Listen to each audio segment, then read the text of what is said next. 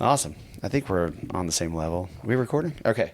Yeah. So the idea was I have the space and all the gear and everything to do this. Right. So I'm doing all these meetings I'm meeting lots of like business owners and entrepreneurs and stuff. I'm like, why don't I just record these conversations and then I can put it out as content and give it to them as content as well. So I'm going to take these and chop it up and, give you 5 or 6, I don't know. My goal is kind of 5 good sound bites that you can take and use on your Fantastic. social media. Yep. And then we can use it for ours as well. So it feels like a win-win. It serves a lot of purposes. And so, I don't know. It's been something I've wanted to do for a long time. And just finally was like, I finally stopped making excuses. It's one of those things you just like, I stopped waiting for something. Yes. Just do it. Exactly. Yeah, okay. Yeah. Cool. I ran out of excuses, I guess. My clients are the same way. And I finally had a little bit of time and, I hired Justin full time and he's, takes a huge burden off of me and does a lot of the editing and stuff. And so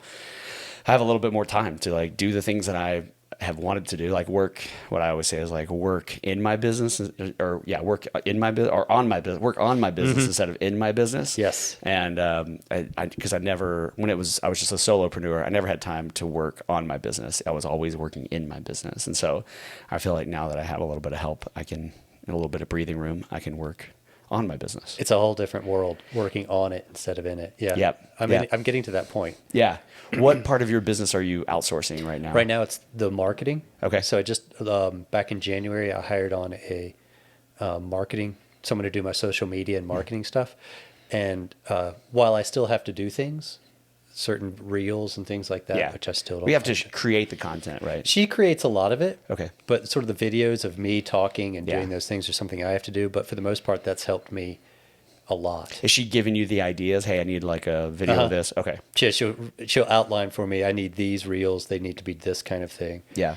So I just say for the most part, I just hired a manager, someone to manage me. Yeah. It's like when it comes to marketing, I don't know anything about it. So it's like you manage me and I'll do it. Why was that the first thing that you passed off? Because it's something that I need to grow faster, and I struggle with it. It's a weakness of mine.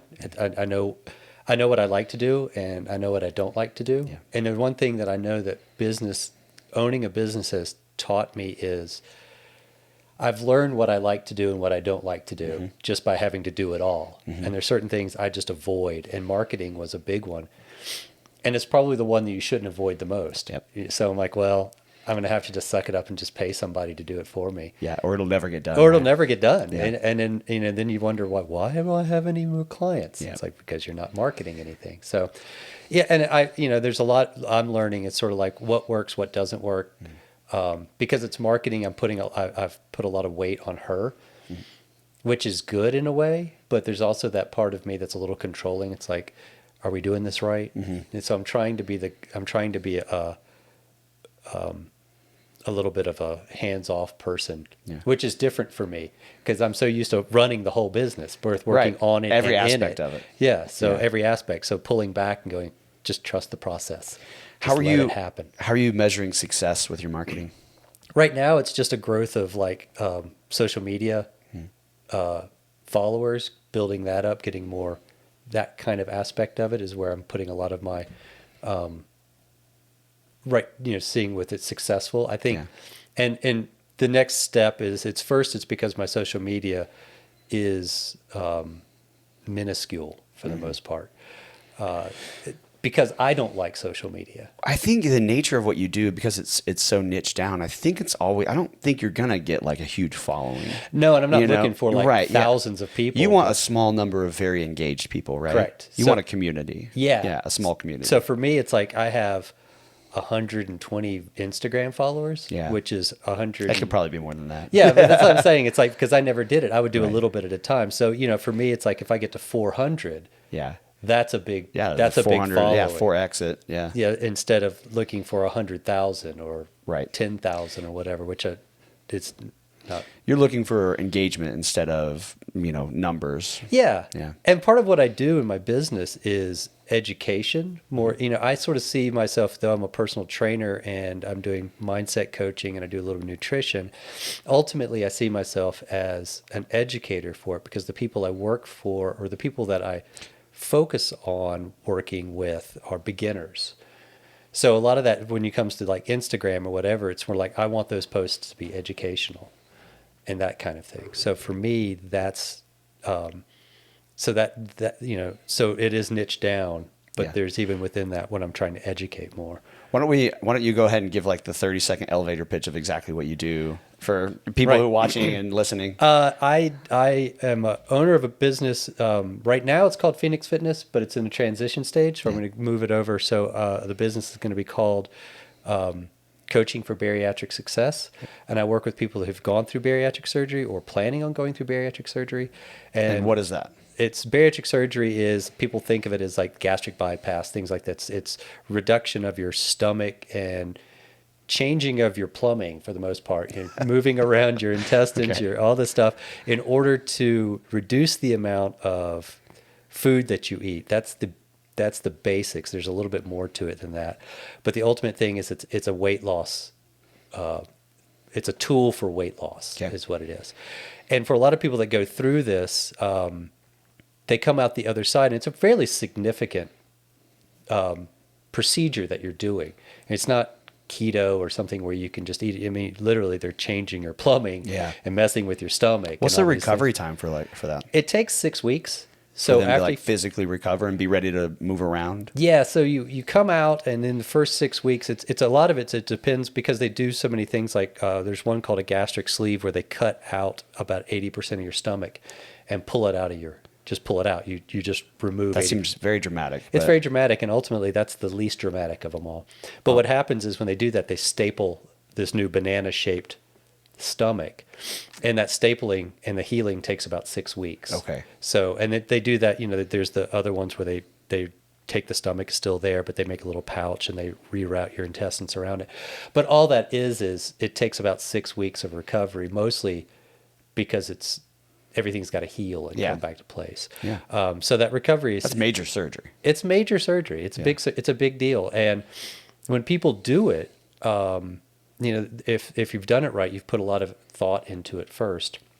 But typically, even afterwards, there's a point where you get to the now what stage, which is kind of where my business sets up. It sets up a point where it's those people that are coming through bariatric surgery, they go to the other side, they're in that 6 week healing process, and they're looking ahead to the future and going, well, now what do I do? Right, because the surgeon isn't going to hold their hand the rest of their life, right? Whoever they're working with for the surgery isn't going to continue to help. They'll help them on the medical side and check them, make sure everything's healing properly and things like that. But as far as continuing to lose weight on their own, they don't know what to do because they've never done this before. That's why they got in this predicament in the first place, right? Right. Yeah. And you're right. The surgeon is part of a business. They'll bring you in, they train, they educate you on what's going to happen, and they may educate you on bringing you back into solid foods again. And that takes about 6 weeks. And then they're going to cycle back around to the new person. And then you're off on your own. Yeah. And you have, if you don't know people that have gone through bariatric surgery to lean against, or if you're, and just looking at all the different things like Facebook and Instagram, there's hundreds of different ways to do it. And I think a lot of people are just like, what the hell? What do I do? Yeah. Now what do I do? And that's where I come into play. And it's just sort of like I've been doing this for 10 years, and there is a path. Everybody's different, but there's still a path that typically people will take. And it's just following that path and learning those new habits and learning how to eat right and learning how to exercise. It's a new lease on life for them, right? It's a brand new life. Yeah. Yeah. One of the things I do is I have a support group every couple of weeks. It's an online support group. And it was just yesterday, and we were talking about this because there's a girl that just went through, or she's thinking of going through the surgery, and she's really nervous about all the stuff that comes afterwards. And the one thing I told her, and the one thing that I've noticed is when you go through this surgery, there's two ways to look at it. You can look at it as I'm no longer overweight. I've gone through the surgery and I've lost a lot of weight, and that sets you up for failure. The second way you can look at it is I have a new lease on life. I have a new way to start a new life. So when you're thinking of yourself like I just lost a bunch, I'm no longer going to be obese, is you've crossed a finish line. You're no longer something, right? And when you cross a finish line, you're done. Okay. You don't have to do anything. You finish the race.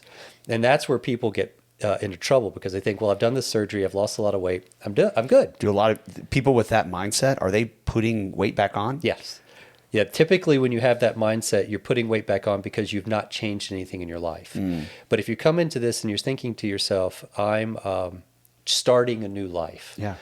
That's a more difficult way of looking at it, because then you have to look at all the habit changes you have to make, and you have to look at how your relationships and your family and your friends and your colleagues are going to change, and how you're going to change, and all that. And so that's a more difficult path when you start thinking about it, but that's the path that's going to be the successful one, because you're going to have to change all those things in order to become successful. Yeah. And I actually in what I've noticed is you have two starting lines with bariatric surgery. Is you have one which is, okay, I need to start making these changes. I need to start practicing these habits. And then the second one is more nebulous, and it's when those habits become mindless. It's when you go from, I say like a second starting line idea is one of your friends says, hey, I've got this great hike to a waterfall, and it's going to be about 10 miles round trip. And your reaction is, that sounds great, let's do it. Yeah. Then you've hit a new starting line versus like, hey, I've got this hike, let's do it.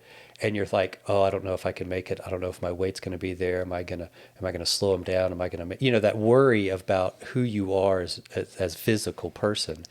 That, but when you get to that point where this new life is just who you are, and you're like, yeah, I've got the hike, great, let's go do it. Yeah. That's the second start. That's when you really started this new life. So the first one is I've started into building new habits. The second one is I've gotten to the point where it's just now who I am.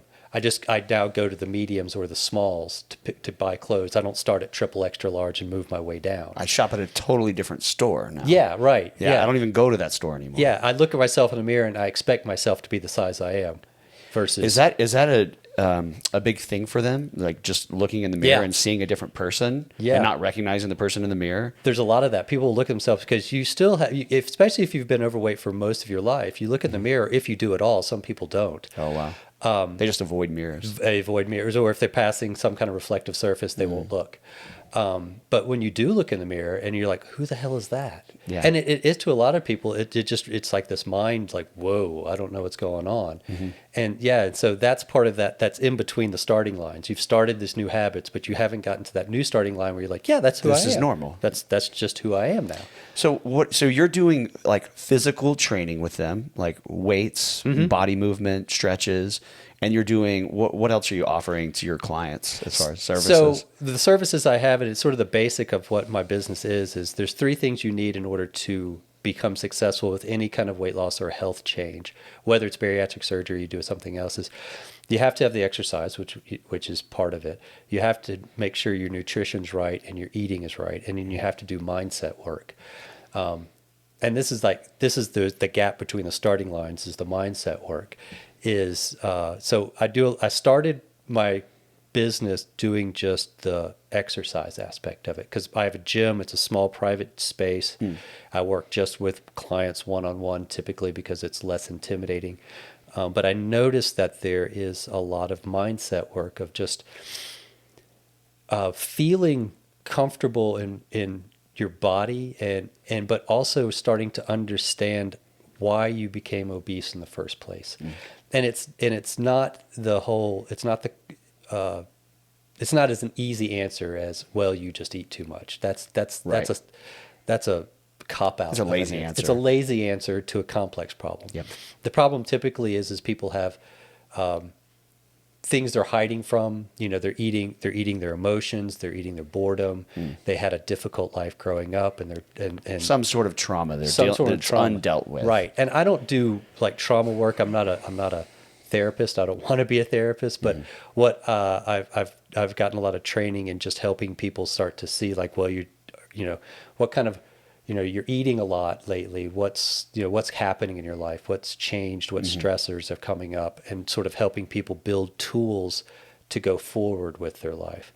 I sort of think of therapy as a great, I'm pro therapy 100%. Yeah. I think of therapy is being able to unweave part of their life and understand how they got to where they are. And I think of coaching, whether it's physical coaching or mental coaching, is sort of giving you the tools then to move forward and to change that aspect of yourself.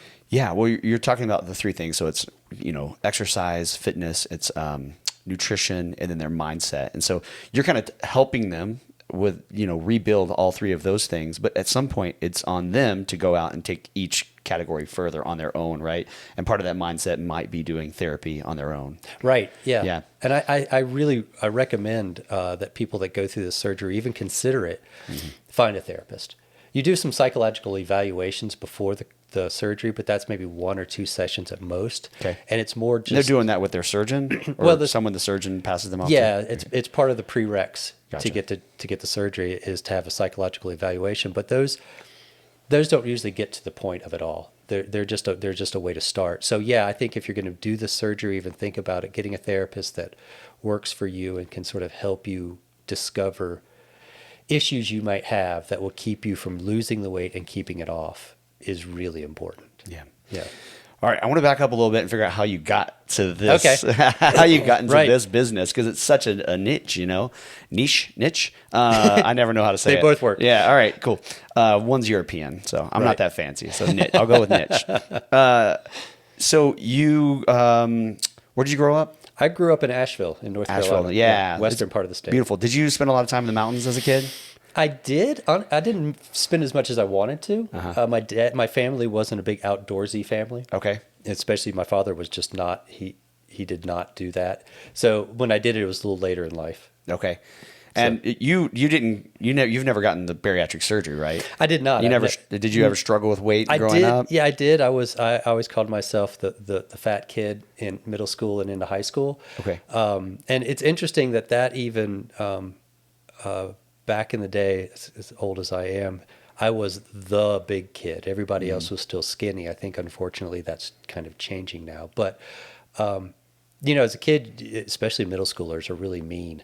Yeah. And there was a lot of trauma that I got from even that little bit of time. And then fortunately for me, I kind of grew up and in a little bit. So I became just naturally through puberty, you kind of stretched out. Yeah.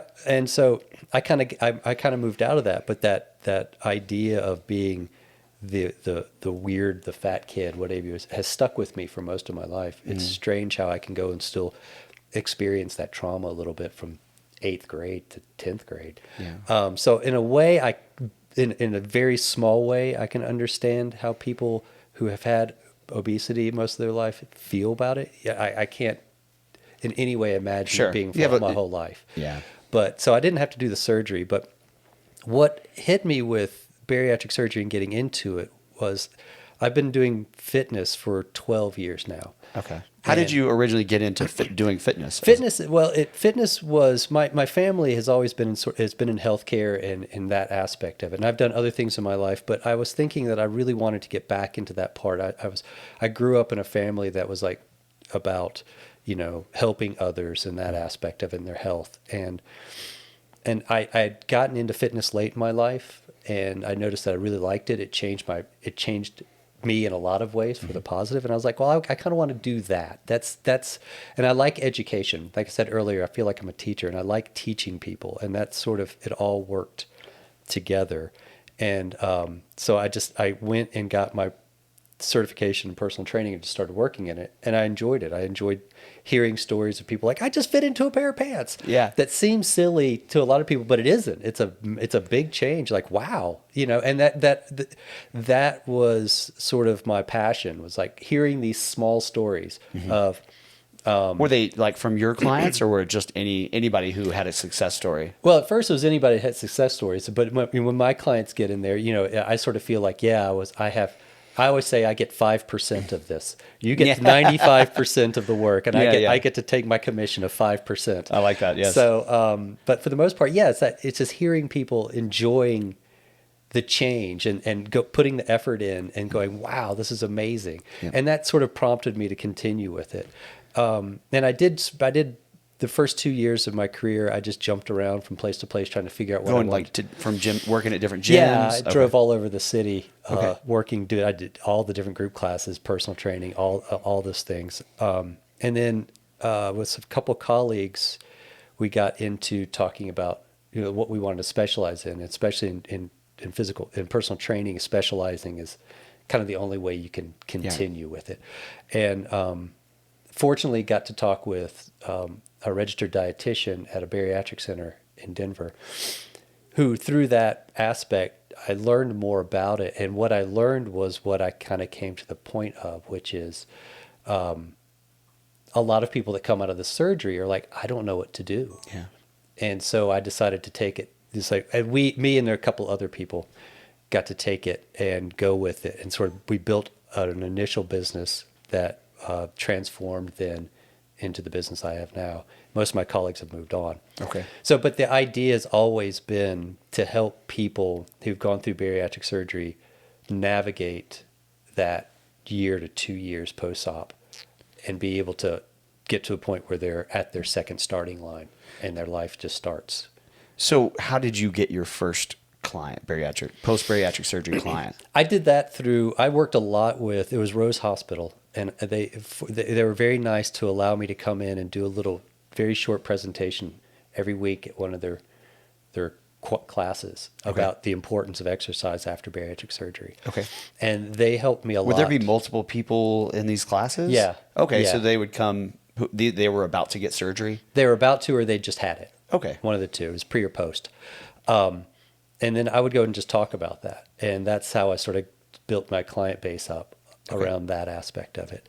And COVID changed everything around how that all works. But that's how I started it. Okay. Starting getting those clients and working from there. So there were people in there with do you work with pre-surgery? Pre-bariatric surgery? Yeah. That's got to be way different than post. What are you doing with them? Are you just trying to get them to, because there's probably people who are even too heavy for the surgery. Or is that not true? Well, I don't. There's not that they're too heavy for the surgery. It's just the surgery becomes a little bit more complicated the bigger you are.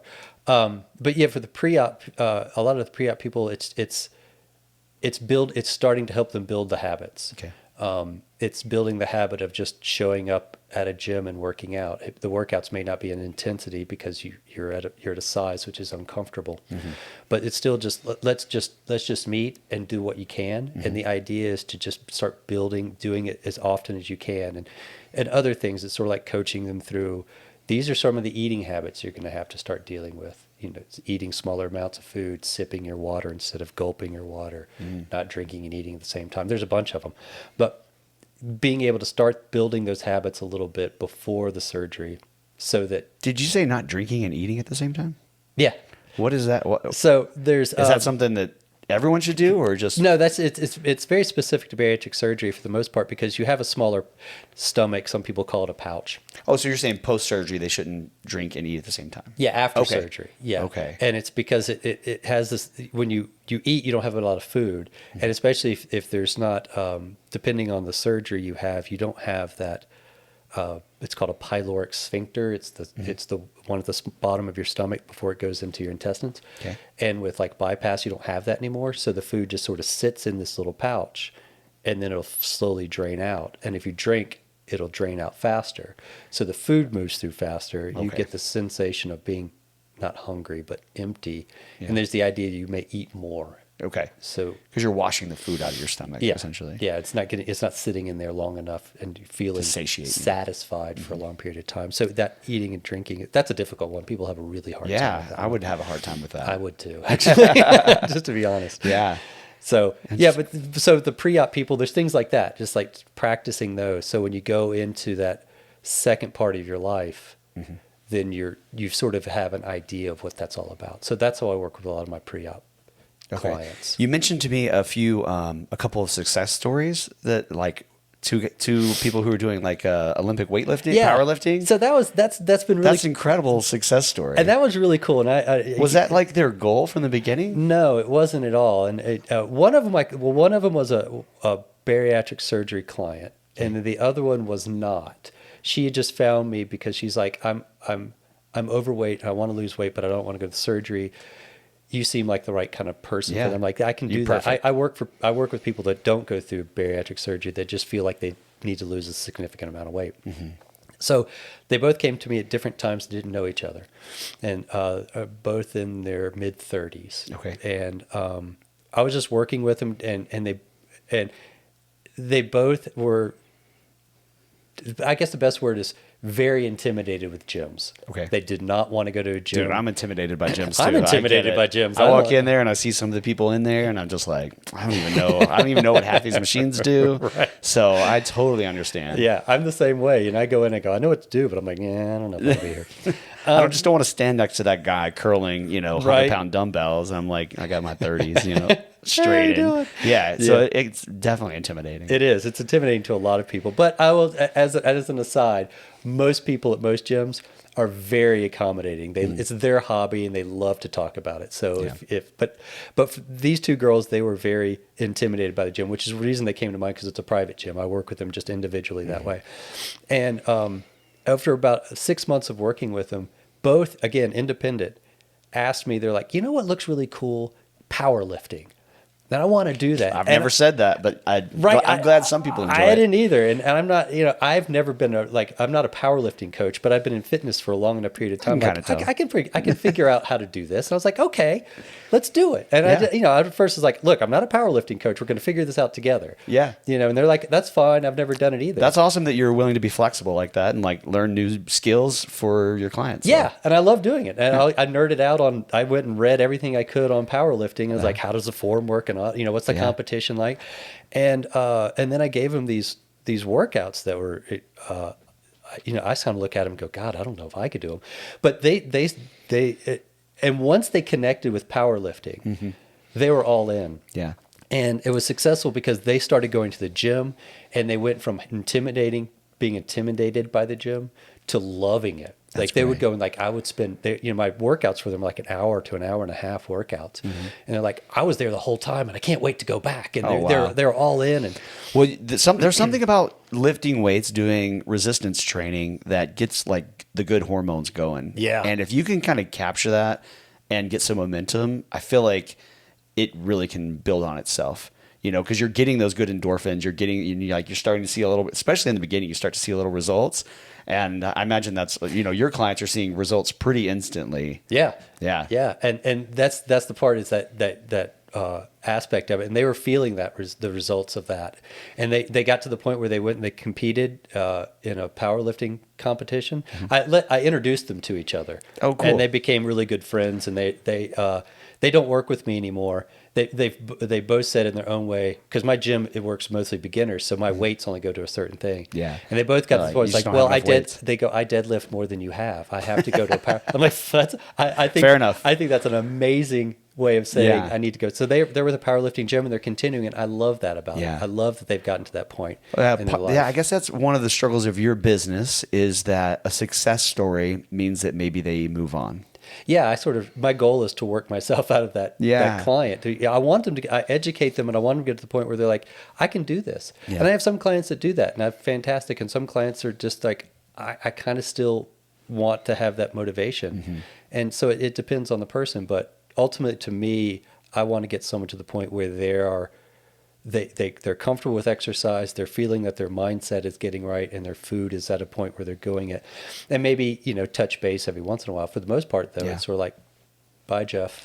So how often are you meeting with your clients? And is it always in person or is it online? No, I do both. I meet with my clients. It depends. When they're beginning, I meet with them for like 20 or 2 times a week, maybe 30 minutes when they first start. And if they're very much a beginner, like they've never done it, we start really slow, and then I build them up and ultimately get to the point where we're doing 3-hour sessions a week. And then that's in person. And I have an online app that I'm working on a lot that's that I build the workouts for them. And you were just talking about it with the gym, going to the gym, and you're like, it's overwhelming. So one of the things I do with this online app is, since I build the workouts for them, they're still custom build workouts. But it helps you when you go into a gym and you can look on your phone and go, okay, these are the so many exercises that I have to do. And how detailed are you getting for specific clients? Like, if a client has like a knee issue, are you cognizant of that when you're building their workouts? Yeah. And you're customizing the workouts to accommodate their injuries or things that movements they can or can't do? Yeah, that's very much a part of what I do. That takes a lot of time. It does take a lot of time. And I'll typically will have initial conversations, maybe 90 minutes or so, where we talk about all that stuff. And then I build a workout. Is that kind of like the onboarding Sort process? of an onboarding process. Okay. And then we discuss things throughout the month, maybe via the app or a phone call or something like that. But the goal is so I can make changes as it goes through. So if they're knee problem, like, okay, I know these movements are probably knee safe, but they may come back and say, I can't do that because I don't have that piece of equipment or something. So it's like, okay, let's modify that. How can we do it differently? So I don't just sort of throw stuff at them and say, figure it out. Yeah. It's everything that you would get with a personal trainer. The only thing is I'm just not standing there with you. Okay.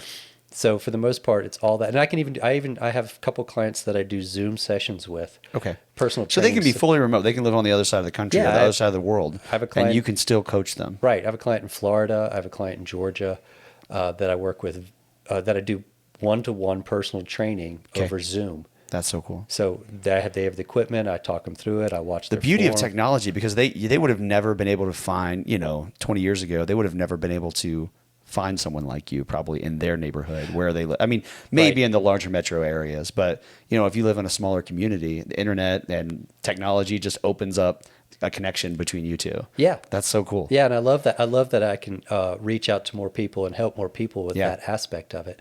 And, so that's a fantastic part of it. Yeah. Let's, so tell me about like your goals for your business moving forward, maybe the next year or two. I think we had talked about, doing more online stuff, right? Yeah. So my goal is I'd like to reach out to more people, and the online is a great way to do that because, like I said, you still get a lot of personal training aspect of it. You can do the coaching, both physical and mental coaching aspect that way. So my goal is to start growing that part of the business more and building that part up. So that's sort of where I see myself. I'd like to get to the point, and I think it's going to happen maybe soon, to maybe bring someone else on as another trainer, another coach. So what would they do? Just same thing you're doing, and they may just take over maybe more of the personal, like the in-person stuff. Okay. It just sort of depends on how things go, but I'm at that point where I may bring someone else on to start adding more.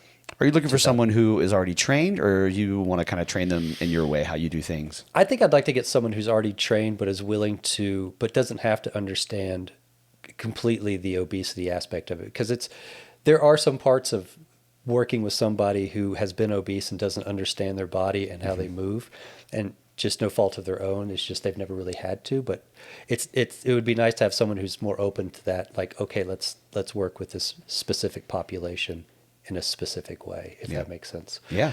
So that's kind of where I see my business going over the next 2 to 3 years. That's awesome. Yeah. I got some fun rapid fire questions to end on. Okay. Is that okay? Do they have to be rapid fire answers? They do. Yeah, that's the point. Yes. I mean, you can take a few seconds. Thank you. But we're just going to wrap up on this, and then I'll have you kind of pitch where people can find you and all that. So, all right. Don't take more than a few seconds on each one. All right. Favorite vacation spot? The mountains. Okay. Live concert or a day at a theme park? Live concert. Okay. So you got a venue in mind? Probably Red Rocks. Who's headlining? Oh God. Led Zeppelin. Ooh, Led Zeppelin at Red Rocks would be awesome. It's never going to happen, but yes. All right. Okay. If you weren't running this business, what would you be doing? What would I be doing? Oh God. You got to tell people about your degree. I didn't even mention that. Which one? Yeah, that's a good point. I have a bachelor's degree in anthropology. I did archaeology for about 4 years, and then I have a master's degree in computer science, and I was a computer nerd for about 3 or 4 years too. So what would you be doing? Neither one of those. Okay. Honestly, I think I think I would probably I'd be running a coffee shop. That's something I almost started a coffee shop before moving out to Colorado. So I'd probably be doing that. That sounds like a rom-com waiting to happen. I think there's something there. All right. You're on death row. They ask you what you want for your last meal. Uh-huh. What do you tell them? Pancakes. Just a stack, just a giant stack of pancakes. Yeah, They maybe gotta be pancakes warm. and fried chicken. Ooh, dang, that sounds good. Yeah, I've heard of chicken and waffles. I've never heard of chicken and pancakes, but it's all kind of the same It's thing. all the same. Yeah, it's softer, you know. All right, dogs or cats? Dogs. Yeah, me too. I don't do cats. All right, what's something that you're really good at that most people don't know? I love to mountain bike. I've gotten pretty good at it. I fall down less. That's how I go if I'm pretty good at it. How like intense are you wearing pads? Are you doing like all the pads? You wearing chest pads, knee back pads, and a helmet. Okay. And and I've needed them. Do you have like the dual suspension? Are you doing? Yeah. You're into it. I love it. It's the hobby I have. I allowed myself one expensive hobby. Nice. And that became It's probably not that expensive. I mean, I guess maintaining the bike is maintaining the bike, buying the bike, and maintaining the bike. Yeah. And then driving to the trailheads. Do you do a lot of your own maintenance, or you? Because I've tried. I used to mountain bike, not as intense as you. And like anytime something would break, I'm not mechanical at all. I couldn't figure out how to like redo my brakes or tighten my brakes. So like I ended up just taking it in every single time anything happened. But right. I can do some things, but typically there's a thing in the world of mechanics is we repair what you fixed. Yeah. So typically what happens is I walk in and go, I tried to do it, and they're like, okay, the extra $20. Yeah, to undo your mistakes and do it right. Yeah. All right. Would you rather travel to the past or the future? Future. Why? Because I just kind of want to see where we go. Mm-hmm. That's a hard question, actually. Being an archaeologist, having been an archaeologist, but there's this curiosity of like, what's this planet going to look like? It could go either direction. It could go in so many. I know. It could. I hope it gets better. I hope it gets better too. But there's a part of me like, I wonder what it's going to be like in 100 years. Like, what's technology going to be like? I can't fathom. I mean, we've come so far in the last 100 years. Right. Computers essentially didn't exist. So I mean, in 60 years, we went from learning how, flying our airplane to landing on the moon. Yeah. So it's like, what's 150 years going to be like? So that's the future. We'll see. Maybe. All right. Watch a TV show or read a book? Read a book. Okay. You got a genre you like? Do you read a lot? Yeah. Right now,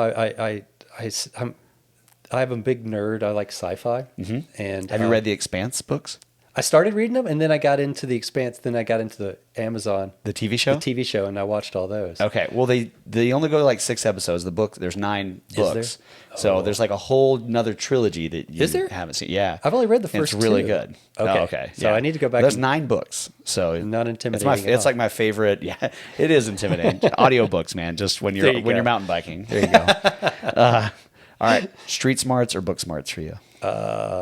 What you got? I would love to say street smarts, but honestly, if I have to say, it's probably book smarts. You got too many degrees to say street smarts. Shadow. All right, is there a word that you can never remember how to spell? Well, it was tomorrow for some reason. I kept thinking there's too many M's in it. I was like, how many M's are in tomorrow? I was like, is it 1 M and 2 R's, or is it 2 M's and 1 R? I finally figured that one out. Okay. That one. Restaurant for me. Restaurant? Never. Even right now, I could not tell you how to spell it. It's got a A-U-N-T and A-R-A-U-N-T. I don't know. That one and entrepreneur. I'll never get that one. My business owner is what I write. Business owner, or entrepreneur. Entrepreneur. I'll never get it. Me neither. I gave up.